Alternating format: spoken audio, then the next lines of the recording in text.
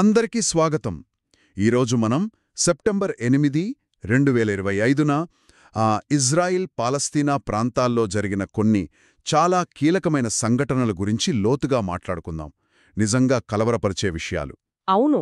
ఒకే రోజు అటు జెరూసలేంలో ఒక భయంకరమైన దాడి, ఇటు గాజాపై దాడులు తీవ్రమవడం, కాల్పుల విరమణ ఆశలు కూడా సన్నగిల్లడం. అంతేకాదు, వెస్ట్ బ్యాంక్లో కూడా ఉద్రిక్తతలు పెరిగాయి. అసలు ఆ రోజు ఏం జరిగింది, దాని వెనక కారణాలేంటి అని లోతుగా. ముందుగా జెరూసలేం సంఘటన.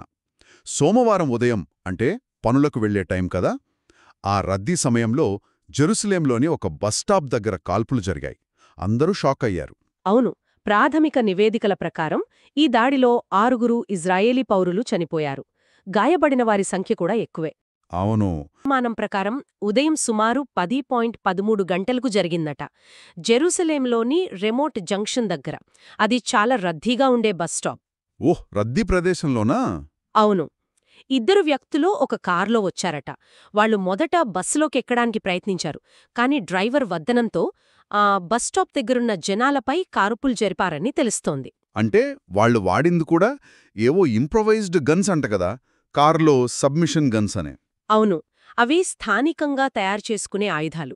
అంతేకాదు, ఇంకో విషయమేంటంటే, దాడి చేసిన వారిలో ఒకరు టికెట్ ఇన్స్పెక్టర్లాగా వేషం మార్చుకునున్నారనే వార్తలు కూడా వచ్చాయి. అబ్బా, అంటే ఇది చాలా పక్కాగా ప్లాన్ చేసినట్టుంది కదా.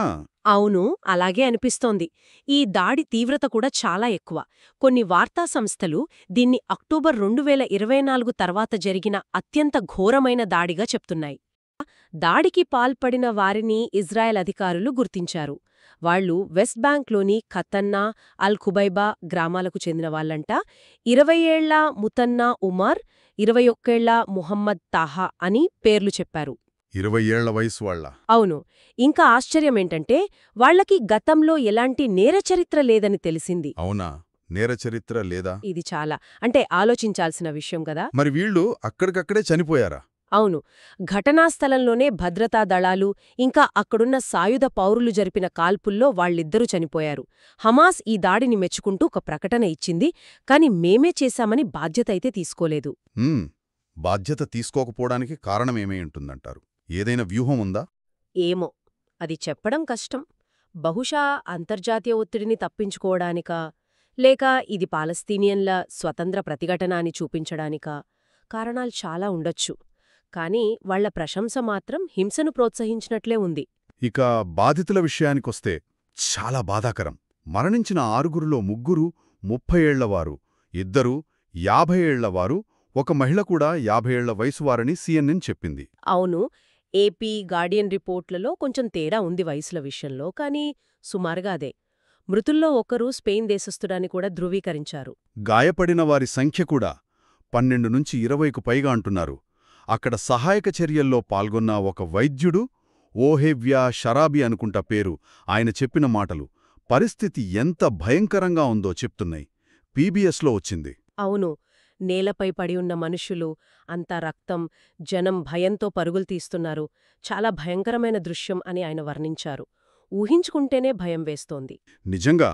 మరి దీనికి ఇజ్రాయెల్ స్పందన ఎలా ఉంది? వెంటనే ఏమైనా చర్యలు తీసుకున్నారా? చాలా వేగంగా, కఠినంగా స్పందించారు.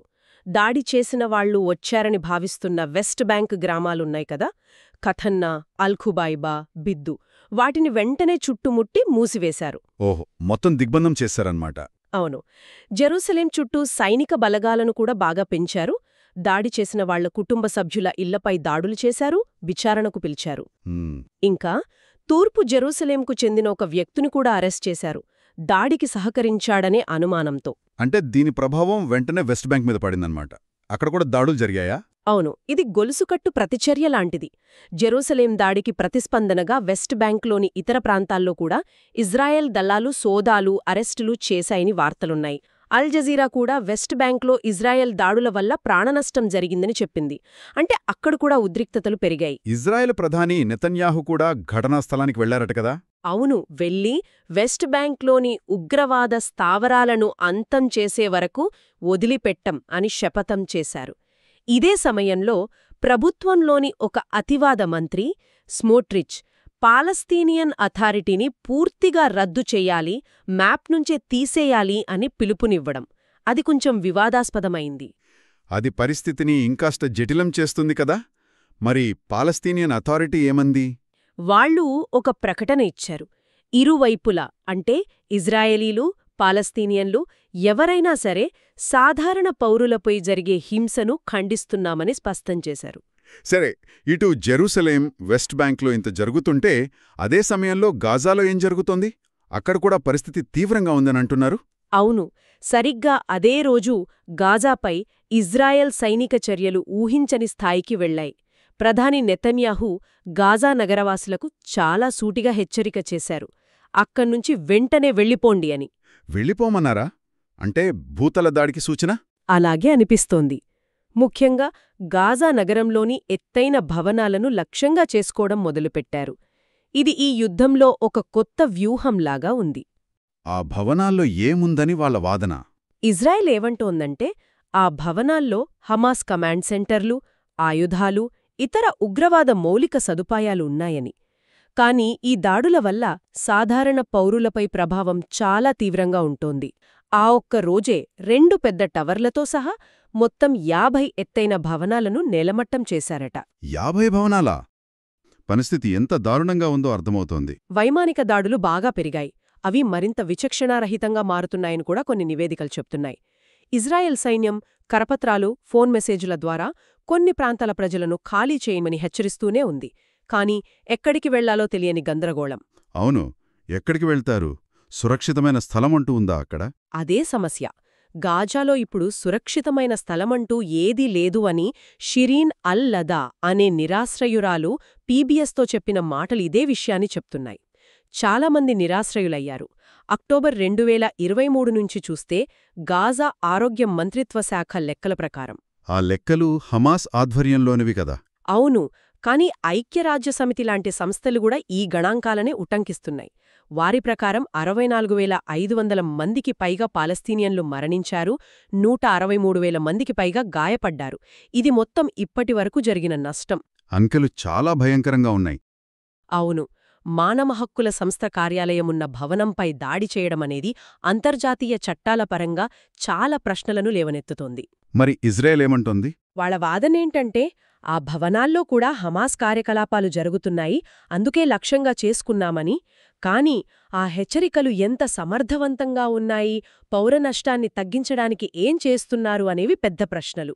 ఇజ్రాయెల్ రక్షణ మంత్రి అయితే గాజా నగరంపై భారీ తుఫాను రాబోతోందని హెచ్చరించారు. అంటే దాడులు ఇంకా తీవ్రమవుతాయనేనా? సంకేతాలు అలాగే కనిపిస్తున్నాయి. ఇంత జరుగుతుంటే అసలు దౌత్యపరమైన ప్రయత్నాలేమైనా ఉన్నాయా?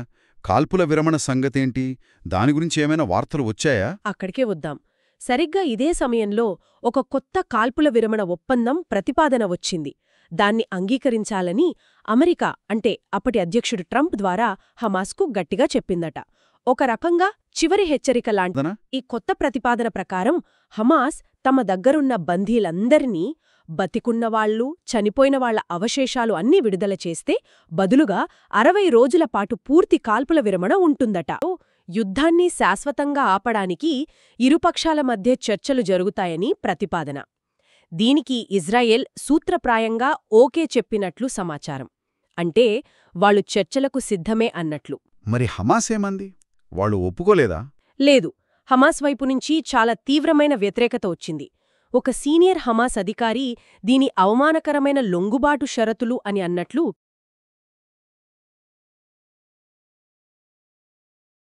హమాస్ బందీలను వదలడానికి సిద్ధంగా లేదు, ఇజ్రాయెల్ తన సైనిక లక్ష్యాలను వదులుకోవడానికి ఇష్టపడటం లేదు. ప్రతిస్తంభన కొనసాగుతోంది.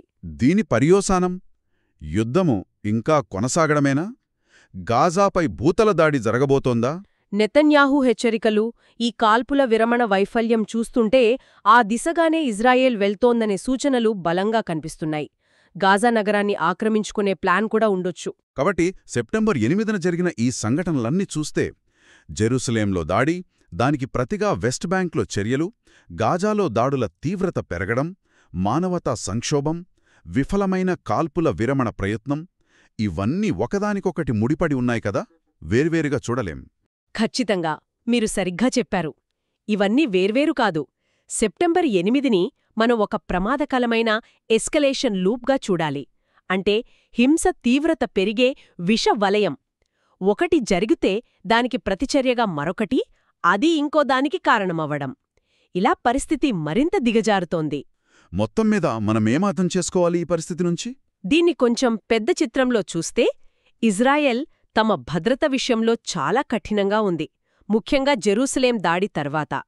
హమాసేమో కాల్పుల విరమణను తిరస్కరించి పోరాటం ఆపమని చెప్తోంది. పాలస్తీనియన్ అథారిటీ పాత్ర చాలా పరిమితంగా ఉంది. అంతర్జాతీయ సమాజం ఏం చేస్తోంది? అమెరికా, ఐరోపా దేశాలు? అమెరికా ఒత్తిడి తెస్తున్నా ఫలితం కనిపించటం లేదు. ఐరోపా దేశాలు హింసను ఖండిస్తున్నాయి, కాని దాన్ని ఆపగలిగే శక్తి వాళ్లకు లేదు. అంతిమంగా ఈ రాజకీయ సైనిక వైఫల్యాలన్నిటికీ మూల్యం చెల్లించేది ఎవరు? సాధారణ పౌరులు, ఇటు ఇజ్రాయేలీలు అటు పాలస్తీనియన్లు. అవును, అది చాలా విచారకరం. సెప్టెంబర్ 8 సంఘటనలు శాంతి అవకాశాలను ఇంకాస్త దూరం చేశాయి. ఈ సంఘర్షణను మరో కొత్త, మరింత ప్రమాదకరమైన దశలోకి తీసుకెళ్లాలనిపిస్తోంది. సెప్టెంబర్ 8, 2025 నాటి ఈ క్లిష్టమైన పరిస్థితిని, దాని పర్యవసానాలను ఈరోజు మనం వివిధ వార్తామూలాల ఆధారంగా విశ్లేషించడానికి ప్రయత్నించాం. ఈ సంక్లిష్టమైన విషయాన్ని అర్థం చేసుకునే ప్రయత్నంలో మాతో పాటు ఉన్నందుకు ధన్యవాదాలు. ముగించే ముందు ఒక్క ప్రశ్న ఆలోచించండి. కాల్పుల విరమణ ప్రతిపాదన తిరస్కరించబడింది, గాజాపై భూతలదాడి హెచ్చరికలున్నాయి, హింస వెస్ట్ బ్యాంకుకు పాకింది, ఇరువైపులా ఇప్పటికే ఎంత నష్టం జరిగింది. అయినా సరే, ఈ పెరుగుతున్న హింసా వలయంలో చిక్కుకున్న సాధారణ పౌరుల తక్షణ భవిష్యత్తు ఏమిటి? వాళ్ల ప్రాథమిక భద్రతకు, కనీసం బతకడానికి రాబోయే రోజుల్లో ఏమైనా దారి ఉందా? లేక పరిస్థితి మరింత నిరాశాజనకంగా మారనుందా? దీని గురించి ఆలోచించండి.